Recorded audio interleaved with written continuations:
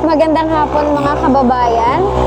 So live po tayo ngayon dito sa Barangay Tuminamo, Santa Rita, Samar, sa may bandang Santol, papuntang Maligaya. So ito po yung sitwasyon natin ngayon dito, dahil umapaw po yung tubig. So ito talaga yung matagal ng problema ng mga residente dito, dahil kapag palaging umuulan ng malakas ay bumabaha talaga dito at umaapaw yung tubig. So update lang, nasa red rainfall warning na tayo ngayon at makikita nyo naman ng paligid ay baha at pahirapan pong tumawid ang mga motor, mga sasakyan.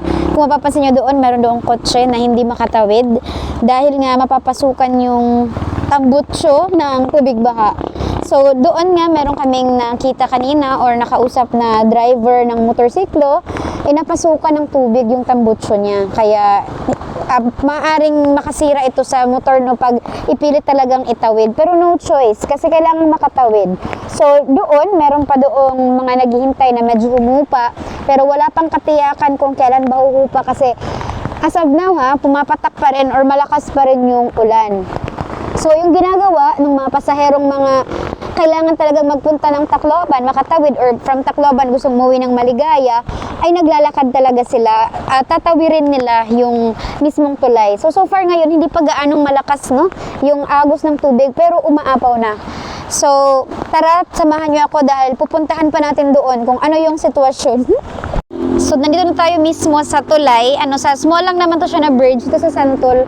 So, hanggang tuhod ko na siya, guys. So, parang talaga, hindi na siya safe tawiran, pero hindi naman malakas yung agos. Pero malalim na siya para sa mga motor at sa mga sasakyan na mabababa. Maaabot talaga yung tambutso. Kaya kung may plano kayong bumiyahe, wag na lang muna. Bukas na lang muna at ipag-pray natin na humupa na yung ulan. Ito guys, si Kayla, hindi siya, magbabaktas na lang siya papunta doon dahil baha. Sige.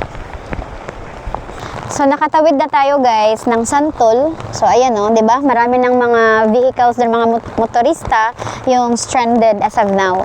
So, pagtawid natin dito, nakasagap din tayo ng update na doon daw sa crossing ay hindi pa gaanong kalaki yung baha. Pero, sa may parking ng mga motorcycles ay meron na ding tubig. So, sa mga gustong umuwi, nga galing Tacloban, bilisan nyo na habang hindi pa malaki yung tubig. At yun lamang po ang pinakamainit at pinakahuling balitang nasagap natin sa hapong ito.